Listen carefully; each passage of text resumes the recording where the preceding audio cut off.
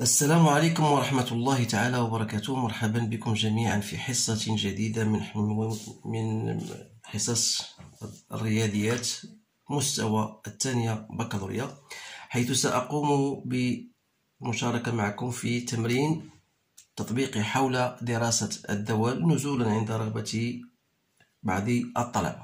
إذن على بركة الله. إذا غادي نحاول نتعاون معكم مع الدالة بطريقة احترافية، كيفاش خصك تعرف كيفاش خصك دير باش تدرس واحد الدالة معينة. إذن ما هو الطريقة اللي تيتلاح بها الامتحان؟ نورمالمون هو تيعطيك واحد الدالة، أولا جزئين، الجزء الأول ثم الجزء الثاني. هذا الجزء الأول تيكون جزء تمهيدي لدراسة دالة أكثر عمقا. بما معنى هذا مثلا نعطيك مثلا الدالة هذه. اولا التعريف ديالها فهي معرفة على صفر بلس لانفيني، هذا لا جدال فيه. اذا تقول لك ادرس مثلا اتجاه الدالة. اذا غادي تحاول تقلب على اولا النهايات لا بغيتي، ولكن المهم هو ما يهمنا في الامر هو اشارة الجي دو اكس، يعني غادي دير جي بريم دو اكس بما ان الدالة عبارة عن مجموع دالتين، وكل دالة فهي قابلة للاشتقاق على صفر بلس لانفيني، وبالتالي يمكن ايجاد جي بريم اللي هي ماذا؟ جوج بجوج حال هي 4 اكس موان 1 سور اكس، يعني غتكون هي ماذا؟ هي 4 اكس او كاري موان 1 سور اكس، اللي يمكن نقوم بها على شكل متطابقة هامة 2 اكس موان 1 فوا 2 اكس بلس 1 سور اكس.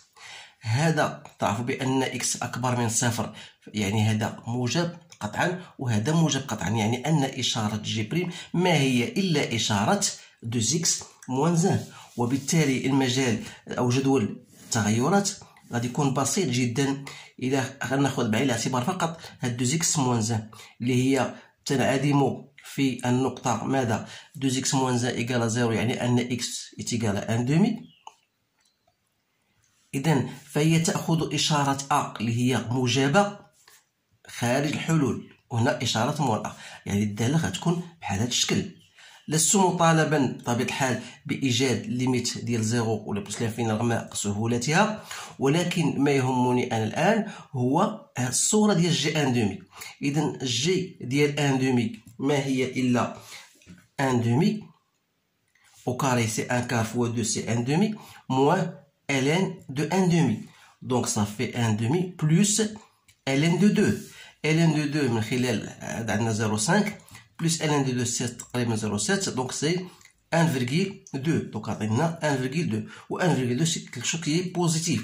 إلا بغيت نقلب على ليميت ديال 0 plus، donc 0 plus ln de 0 plus c'est moins l'infini مع هاد الموان c'est plus l'infini. ولا بغيت نقلب على الليميت ميم ديال plus l'infini je peux la chercher. La limite de g de x lorsque tend vers plus l'infini ou la limite d'l x fois 2x moins ln de x sur x. Comme ça, ln de x égale à 0 sur x égale à 0, on a plus l'infini, donc c'est plus l'infini. إذا ماذا نلاحظ؟ نلاحظ بأن هذه النقطة 1 دومي فهي تمثل قيمة دنيا. إذا ما معنى تمثل قيمة الدنيا؟ أي أنه مهما يكون x ينتمي إلى صفر بلس لانفيني، فإن جي دو x غتكون أكبر أو تساوي الصورة ديال 1 دومي، يعني أكبر من ماذا؟ من 1.2، كما أن 1.2 أكبر من الصفر، مما يعني أن جي دو x فهي أكبر قطعا من الصفر. إذا تلاحظوا بأن السؤال الأسئلة ديال الجزء الأول غالبا تتكون على هذا الشكل، هو انك خاصك تعرف كيفاش تدرس الداله، تقلب على المحور هذاك اتجاه التغيرات ديالها، واستنتج الاشاره ديال الجي دو اكس هل هي موجبه ام سالبه قطعا. هذا هو غالبا 100 تقريبا 90 او ما يفوق 90%، هذا هو النوعيه ديال الاسئله التي يطرح فيهم امتحان. اذا هذا غنسميوه الجزء الاول. الجزء الثاني تعطيك واحد الداله اخرى اف دو اكس اللي هي على الشكل التالي، مثلا 2 x moins 1 plus 1 plus ln de x sur x، حتى هي بطبيعة الحال معرفة. إلا بغينا نعطيو المجال التعريف هما غالبا نقولوا تعطيكم مجال التعريف لأن لتفادي وقوع الطلبة في الخطأ، لأن هذا المجال التعريف يشكل ثغرة بالنسبة لأغلب الطلبة. إذا فهي معرفة على صفر بلس لانفيني. إذا اللي كانت معرفة على المجال هذا تعطوك بعض الأسئلة اللي هي أول بديهية، هي أنك خاصك تحاول تقلب على النهايات عند محدات بطبيعة الحال المجال التعريف. يعني غتقلب على النهاية ديال اف دو اكس عندما تؤول اكس إلى 0 بلس، اللي هي النهاية ديال 2 اكس موان 1 بلس 1 بلس ln دو اكس، اللي نقدر نديرها هي 1 سور اكس، ماشي مشكل. دابا هنا باش ما نخليهاش باش يكون عندي شكل غير محدد، الليميت ديال هادي عندما تؤول اكس الى 0 يعطينا واحد العدد بو امبورت ينتمي الى ار. هذا ln دو اكس عندما تؤول اكس الى 0 بلس سي موان لانفيني، وهنا 1 سور 0 بلس دونك سا دون بلس لانفيني، دونك سا دون لو برودوي سا دون موان كوا موان لانفيني. اذا هذا من جهه.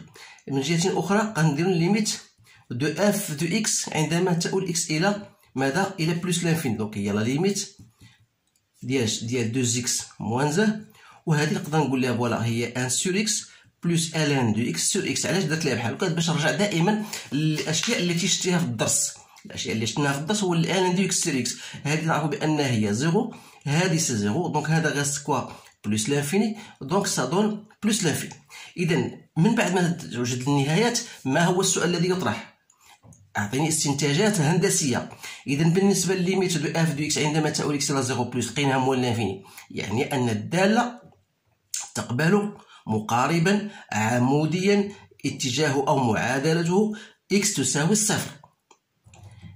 اذا هذه الاشياء ما غاديش نكتبها دابا، حيت هذه الحصه فهي حصه فيها نوع من المراجعه، فيها التعامل مع الداله. انا ما عنديش هنا الجواب جاهز، نقول لكم بكل صراحه، ولا ابحث عن التمارين التي لها تصحيح جاهز. تحاول نتعامل مع الداله بطبيعه الحال كما هي. اذا كان هناك خطا اعتذر، ولا ما كانت نتمنى والله ما يكون هناك خطا. اذا هذه الطريقه تعطيكم الطريقه كيفاش خصك تتعامل مع الداله، كيف ما كان النوع ديالها، لان هادشي لا يخرج عن هذه الصراحه عن هذه الطريقه.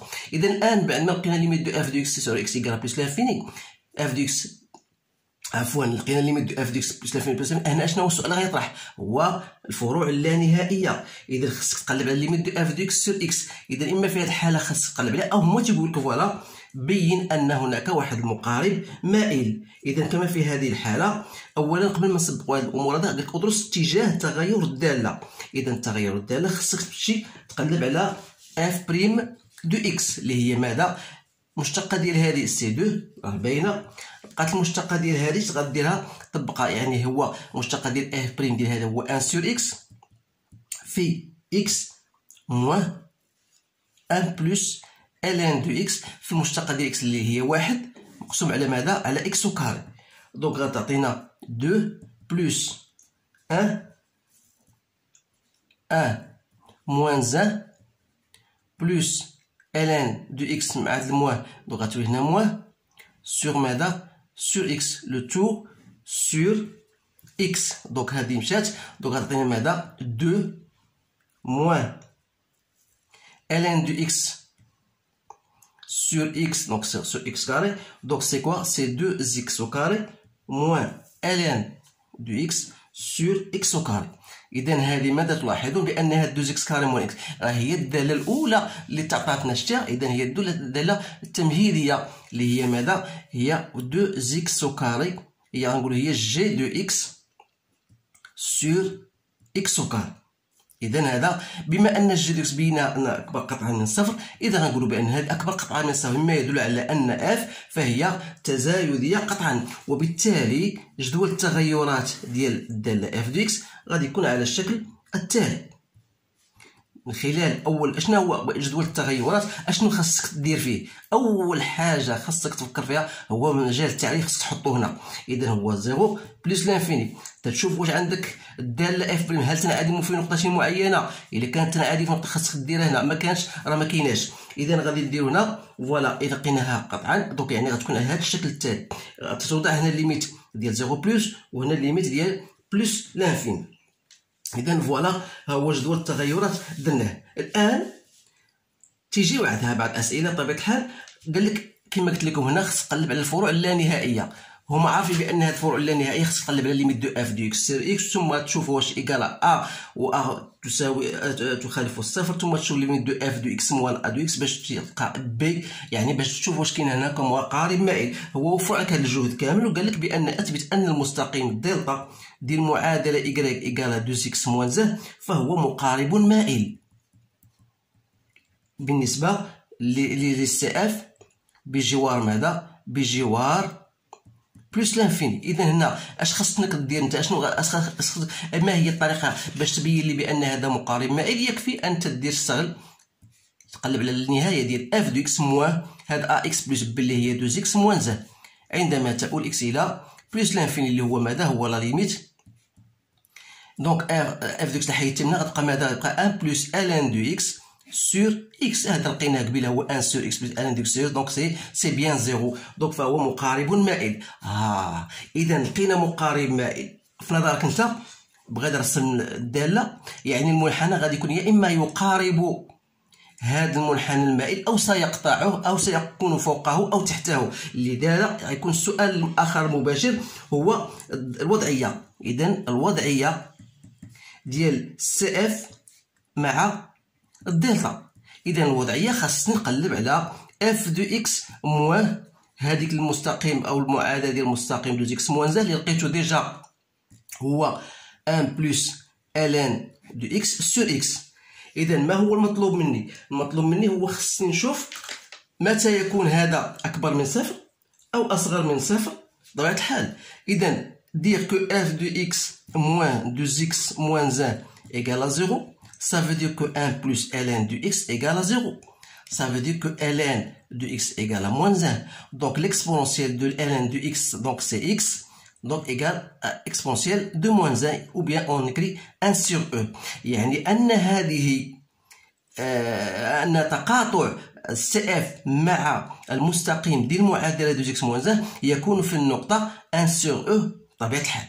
اذا اش بقى لينا؟ بغينا نشوف وقتاش يكون هذا موجب. بما ان اكس موجب قطعا يعني غادي نقولوا بان اف دو اكس موان 2 اكس موان زان يكون موجبا قطعا اذا كان 1 بلس الان دو اكس موجب قطعا، اي ان الان دو اكس اصغر من 1، يعني ان اكس اصغر من ماذا؟ من 1 سور او. وبالتالي لان هنا عندك 1 بلس الان دو اكس قلنا هي دونك سي بيان باش يكون هذا موجب قطعا خاص يكون 1 بلس الان دو اكس فوالا خاص يكون موجب قطعا، يعني ان هو اللي اكبر من الان دو اكس. يعني غندخل هنا بالاكسبونونسيال دو اكس وغندخل هنا بالاكسبونونسيال دو 1. دونك يعني هنا عفوا هنا غندخل بالاكسبونونسيال. دونك الاكسبونونسيال دو ان اكس هو اكس، دونك الاكسبونونسيال دونك هي او. يعني فوالا. اذا هنا الا كانت قلنا 1 بلس الان دو اكس égale à 0, ça veut dire que ln de x égale à moins 1. Donc ça veut dire que x égale à exponentielle de moins 1 هي 1 sur e. Donc بما أن ln de x دالة تزايدية قطعا، يعني هنا خصني نشوف كيفاش هاد المسألة هادي علاش لقيت هنا e. Donc 1 plus ln de x est supérieur à 0. Donc voilà، يعني 1 plus ln de x أكبر من 0. Voilà, donc 1 plus ln de x est supérieur à 0, ça veut dire que ln de x est supérieur à moins 1.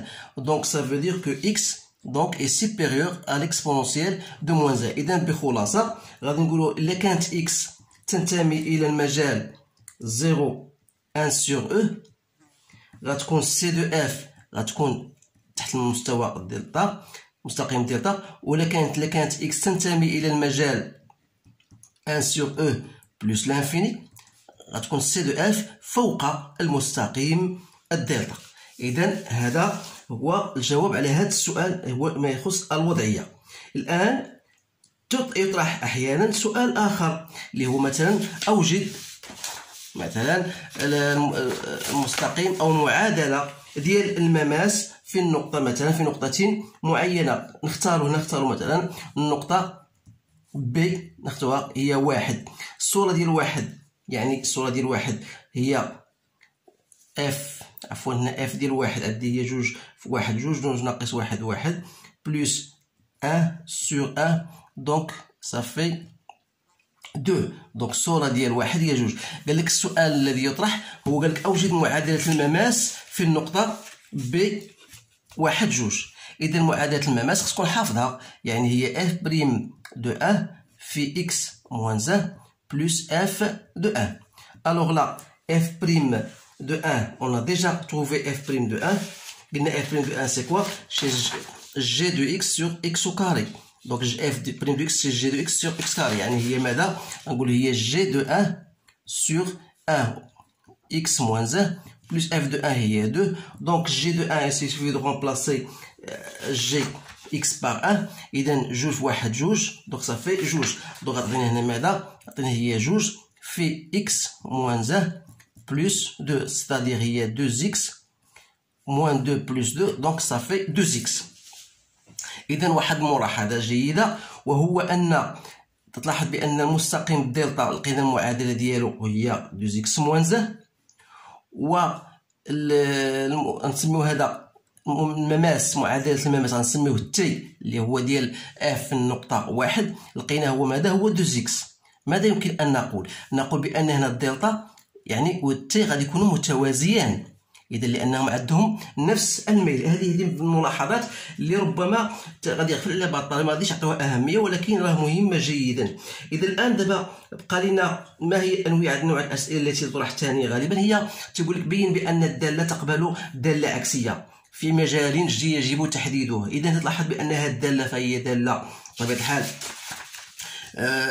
فهي متصلة على صفر بلس لانفيني ومتصلة وتزايدية قطعا، إذا فهي تقبل دالة عكسية معرفة على مجال جي اللي هو الصورة ديال صفر بلس لانفيني واللي هو ماذا؟ موال لانفيني بلس لانفيني. إذا هاد الأسئلة دونك راه ما كتبتهاش لكم، ولكن تبقى أسئلة محورية تطرح تقريبا أكثر من 90% في مواضيع امتحانات البكالوريا. إذا ما يبقى عندنا دابا إلا نديرو الدالة. إذا الدالة حاول ندير لكم الرسم ديالها هنا مباشرة، وهو أنه أول حاجة خاصك دير في المنحنى هو خاصك دائما تراقب جدول التغيرات. عطينا المعادلة ديال رسم المنحنى 2x موان 1 هو درناه، وقلنا بأن الدالة يعني أنها ستمر غالبا من واحد النقطة معينة. إذا طرحوا لنا هذا السؤال صراحة، قال لك بأن بين بأن f دو x تقبل حلا وحيدا، أن f دو x إيكال à 0، فهي تقبل حلا وحيدا ألفا، بحيث أن ألفا فهي محاصرة أو محصورة بين 0.39 و 0.40. إذا باش نبين هذا تتسمى مبرهنات القيم الوسيطية، أي أنه f غنقول بأن f متصلة على مجال 0 بلس لانفيني، وبالتالي بالخصوص إذا كانت متصلة على 0 بلس لانفيني متصلة على هذا المجال اللي غنسميه هنا المجال إي على إي، بحيث إي شنو هو؟ قلنا هو مجموع العناصر التي توجد بين 0.39 و 0.40 ما عليناش. إذا ثم أن اف جانب الاتصال فهي قلنا تزايدية قطعا على هذا المجال. تبقى الشرط الثالث هو خصك تبين بأن الصورة ديال 0.39 فوا 0.40 اف ديال 0.40 خاصها تكون سالبه. اذا عطيتكم هذه خليكم بان انتم المجال باش ديروا الكالكولاتريس وتقلبوا عليها غتلقاوها بطبيعه الحال تاكدوا من النتائج بانها صحيحه. اذا يبقى ان بغيتي توصل لهذه النتائج تكون متوفره كونديسيون او الشروط متوفره، نقولوا بان اف دو اكس تقبل حلا واحدا اللي هو ينتمي الى ذلك المجال. اذا غادي نرجعوا للمنحنى ديالنا فوالا. اذا دالة قلنا بانها تزايديه فوالا، تقطع محور الافاصيل في النقطه 0.4 تقريبا، ها هو هنا دي 0.5 دي 1 ان دومي. اذا فهي تزايديه من جايه من مولنا في هذا مقارب قلنا عمودي. اذا يبقى الداله سهله جدا. اذا غادي تحاول فهي هنايا قلنا في النقطه 1 على 2 فهي تقبل واحد المماس كيفاش داير، فهو كذلك موازي للمستقيم الدلتا. إذا هنا ما سولناش على نقطة انعطاف، المهم هو أن خصك تعرف كيفاش ترسم الدالة بحال الشكل تقريبا كروسو مودو. إذا فوالا، أتمنى أن أكون قد وفقت في طبيعة الحال في رسم هذا المنحنى. إذا نتوما عندكم ربما أوراق بيان مسطرة ممكن ترسموها أحسن مني بكثير. إذا هذا هو كل ما في الأمر. تلاحظوا بأن هذه الدالة هكذا تكون مجمل التمارين التي تطرح في هذا السياق. إذا أشكركم على انتباهكم وأتمنى لكم حظا سعيدا، وإن شاء الله في الحصة القادمة سأعطي الوقت الكافي لهذه النوعية من الدوال، سواء بالنسبة للدالة اللوغاريتمية أو الدالة الأسية أو الخلط بينهما أحيانا. إذا إلى ذلك الحين أستودعكم الله، والسلام عليكم ورحمة الله تعالى وبركاته.